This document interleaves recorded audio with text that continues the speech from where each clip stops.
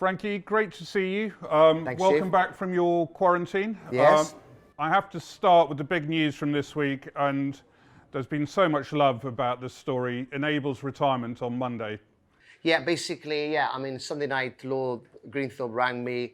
He told me the news, and I completely understand why. Because obviously, she's 6, and she got beaten quite a bit long way in the arc, and it was unfair for her to try again. So I did have a tear because she's been in my life for 3.5 years. It's probably the horse that she's touched my heart, and the one I love the most, and the one she achieved the most. So yeah, I did go and see her almost every day since Sunday. I went to see her and I give her some polos, and I just like to try to remember in a happy light, because she's been amazing for my life and for lovers of racing throughout the world. So yeah, I'm gonna give her one last farewell before she goes away, and let's hope she can produce some great offsprings, and that will give me a little bit of a dangling carrot to make me carry on. Well, exactly. She's going to see Kingman. Wouldn't you like to be around in 3 years' Yeah, time? absolutely, absolutely. That'll give me some incentive to keep going. If you could have one Groundhog Day, one day when you could relive with Enable, what would that day be? I would say the King George last year. I without doubt, I would say that was the most exciting race I've been in. Probably even better than the fantastic like Galileo fight. It was in a great setting like Ascot, and she had every chance of throwing the towel, but she fought right to the line, and it was an epic race, and the crowd got really behind me. It was fantastic, an emotional day. We must move on to Kitco Champions Day on Saturday. I believe you got 5 rides. What do you think about Champions Day? It's the 10th edition. Do you think it's been a great success? I love it. Like in any sport, we should have a final, and we got the 5 categories. Obviously, the stayers, fillies and mares, sprint, mile, and the champion stakes, and it just brings all the good horses in that day. The prize money is amazing. It's unfortunate we haven't got a crowd, but usually we get an amazing crowd, and then you look back in the past, the Francos and all the great champions that won on that day, and I think it's been a great success, and you got to say thanks to Kipco to come up with this great idea.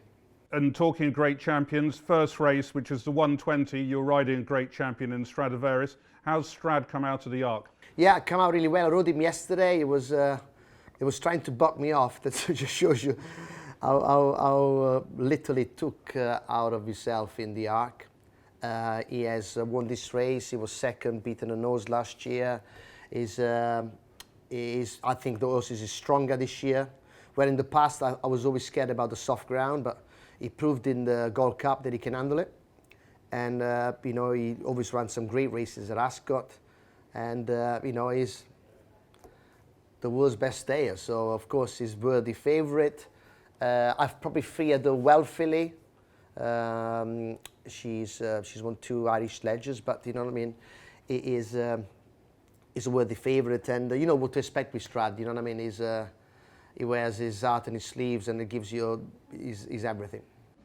Have you got any indication from Bjorn Nilsson whether go for a 4th Gold Cup next year? Or? Oh, for sure. That's his intention all the way.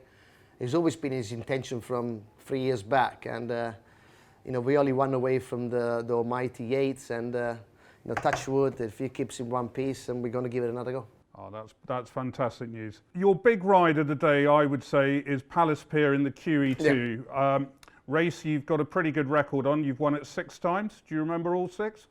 No, that was my first ever Group 1 or mark of distinction. So I think I was 19, and so that race always is in my heart, and I remember Ramonti, Poet's Voice, that's 3, Persuasive 4, and that's it. Dubai Millennium. Oh God, I missed the most important one. And another mark, which was in 1996, I think. Okay, so yeah. Mark of Esteem. That's it. Palace Pier, so here we go. Kamaco's going to the Breeders' Cup, won't be running in the race. This is a horse that started the season in a handicap and won two at Newcastle, and won 2 Group 1s most recently in France, very, very tough horse. It is. I mean, it kind of. I mean, we always thought it could have been a Guineas horse, but his work in the spring was, you know, we didn't think it was either it was being lazy or maybe it wasn't good enough. So John was very clever enough to give him every chance to develop, and he did run in a handicap, but then the penny dropped and he became a racehorse, and he hasn't put a foot wrong since. We know he handles are soft. I rode him the other day. He's well. He's a good horse. You know, he's won the St James's Palace and a great Jacques Le Marois when you look at the field with Persian King and Circus Maximus. So he's putting his unbeaten record on the line. The QE2 is a hard race. You know, you're taking on all the horses, but I have every faith on the horse. He's going to run a big race. Stats hugely in your favour. 3-year-olds have won 9 of the last 12 runnings of this race. So. Good, thanks. that helps. More pressure. Actually, in the race beforehand, the fillies and mares, at 2:30, you're riding. There's 2 horses for Gozzi here, but you're riding Medii. Yeah. Did you have a choice, or what's the thinking there? Yeah, I did have a choice. We always thought a lot of this filly. Don't forget, she won the Chester Oaks.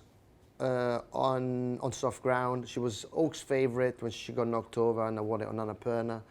And she was always threatened to be a real good horse. I rode in the Prince of Wales. She ran quite well, and then she had some time off, and she looks like she's coming along nicely. And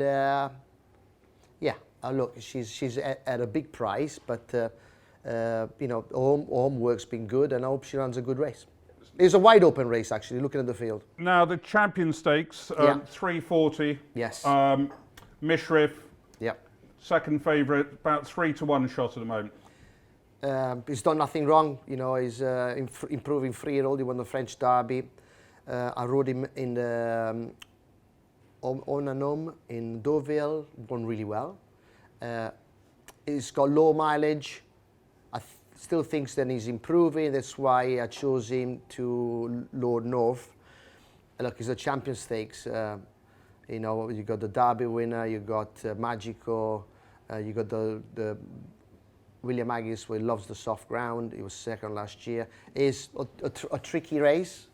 It's a big field. The mile and quarter start is not ideal. You come into the bend straight away, and it's a tough race. I think he's going to run good. But this is the biggest challenge that he's ever faced. I mean, after Deauville, we were seriously impressive. A lot of people thought art contender, but obviously probably you see what happened on Saturday. But potentially next year it could be a target for him, you know. And Magical won this race 12 months ago. Yeah, biggest danger. She's very tough. She goes on any ground. She won on Navy last year. She won the Irish champion 7 times Group 1, and if it wasn't for Inebro, probably another 7. So she's very tough, for sure. And your favourite horse in this race, another race you've got a great record in, I would say Cracksman. Yeah, correct. Cracksman, yeah, twice put 2 amazing performances back to back. So the Champion Stakes is probably the hardest race on Saturday. Perfect. Wide open. And Saturday, you have picked up a ride in the Balmoral Handicap for Ed Dunlop. This is a race you haven't won before, so no pressure. And I got beat on Lord North last year, so a Group 1 winner in the handicap. What happened there? I don't know. all good. Well, Frankie, thanks very much, and good luck on Saturday. Thank you. And we'll see you soon. Yeah, it's probably, I'm suspended most of next week, so I'm pretty much almost. I think probably a couple of days riding in England, and then probably be heading to the Breeders' Cup. Suspended? Were you a naughty boy at Nottingham yesterday, or? No, not yesterday. In France last weekend, I rode a grey filly for my friend, and I knocked Soumillon over, and I didn't do it on purpose, but I got Many punished. people wouldn't blame you. Not Frankie's thoughts, my own. Thank you.